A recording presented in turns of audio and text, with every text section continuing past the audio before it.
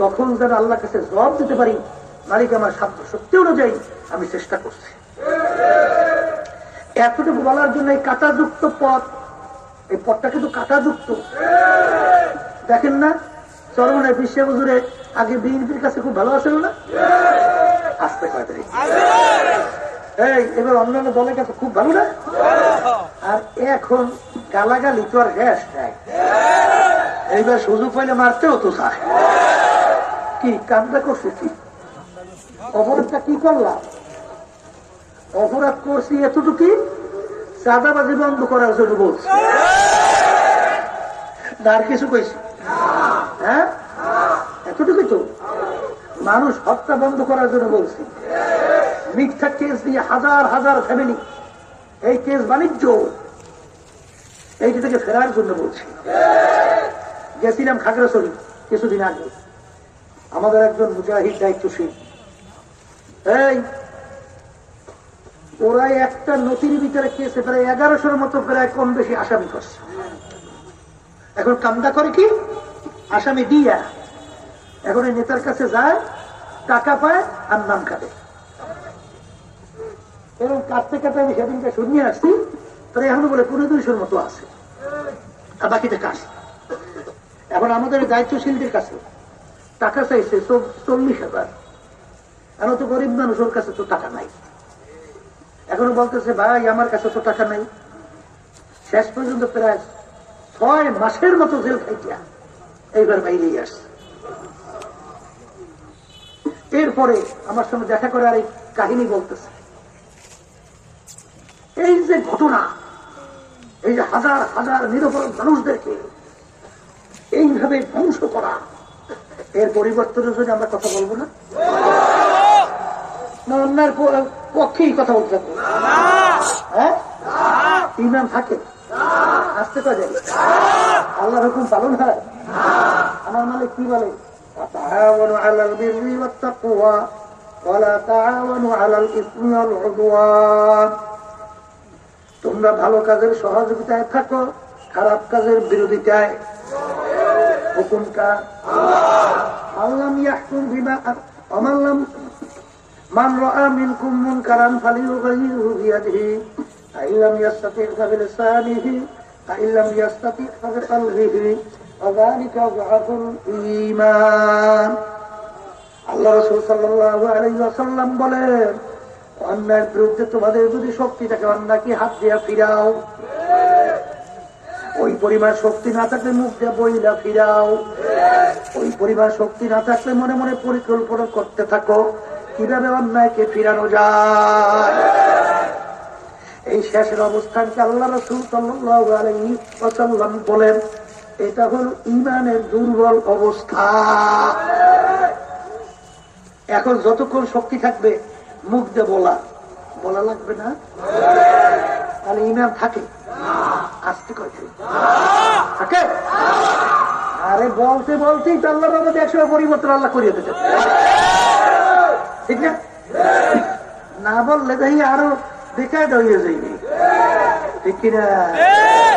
এই জন্য আমার বাজানদাকে বলি, যখন এইটা বলা শুরু করছি, ওরে খোদা রে খোদা, এখন আমাদের বিরুদ্ধে বিভিন্ন ষড়যন্ত্র মাইয়ে ফেলাবার জন্য বক্তব্য নেতারা দেয় না, যে বিশ্বের চরমনে যেখানে বাবা সাইজ করবা।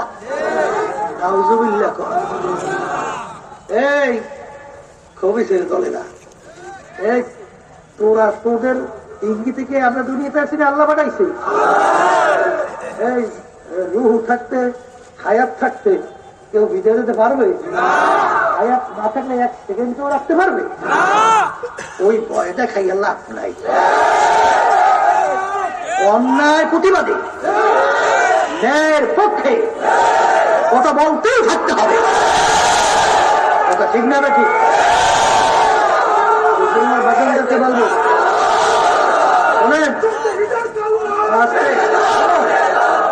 আমাদেরকে গ্রাম্য একটা কথা আছে, কুমিরকে সর্দির ভয় দেখাইয়া লাভ নাই। কুমির থাকেই পানিতে, ওর আবার সর্দির ভয় দেখে, ঠিক না? 1987 সাল ইসলামী আন্দোলন প্রতিষ্ঠিত হয়েছে, আর এখন চলতে আছে 25। একটা এমপিও কিন্তু আমাদের সংসদে যায় নাই। কি আমরা তো একেবারে ছোট দল তো, আর আমাদের লোকজন সমর্থন তো নাই, এর জন্য তো যায় না। এই সুযোগ কিন্তু বহুত ছিল, বহুত সুযোগ। আওয়ামী লীগ এই 24-এ বিরোধী দল বন্ধ বানাইতে চাই। বিএনপি কি আলোচনা করে এত আপনারা যায় না, আমি জানি, কথা বুঝে। কিন্তু চাঁদাবাজ, খুনি, গুম করে, মিথ্যা বলে, হাজার হাজার নিরপরাধ মানুষ থেকে কেস দিয়া সংসার ধ্বংস করে, আমাদের দেশের টাকা পাচার করিয়া বিদেশে বেগমপাড়া তৈরি করে। এই ওই শব্দ ভূমিমন্ত্রী 620 টাকার মতো শুধু বাড়ি ব্যাগ আছে 3 দেশে, দাম প্রায় 5,700 এত কোটি টাকা, কথা ঠিক না ঠিক? এখন এদের ক্ষমতায় যাওয়ার জন্য আমরা সহযোগী হব, আমাদের সিঁড়ি হিসেবে ব্যবহার করবে, আল্লাহর ফজল করবে, আপনাদের দোয়ায় হুশ থাকতে জীবন থাকবে, কখনই আল্লাহ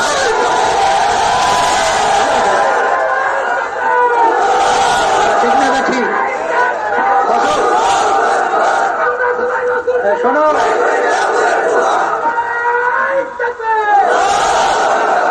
কি হবে তা জানি না, আল্লাহ হুকুম তো মানা লাগবে। আসতে বলে আল্লাহ হুকুম তো মানা লাগে। তবে বাজানদেরকে শুনেই রেখে যাই যারা পর্দার আড়ালে আছেন,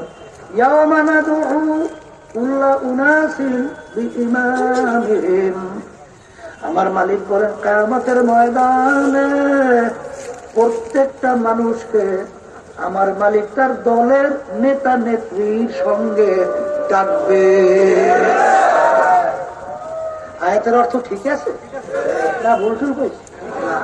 এখানে 2-1 না, প্রত্যেকটা মানুষ। এই কার সঙ্গে ডাকে? দলের নেতা নেত্রী। আমার মালিক ডাক দিয়া বলবেন তোর দলের নেতা নেত্রী যেদিকে যায় ওদের পিছনে পিছনে সেদিকে আমি না আল্লাহ। এক কথায় তোমার নেতা নেত্রী যেখানে জায়গা তোমারও সেইখানে জায়গা। আমি বলছি না আল্লাহ,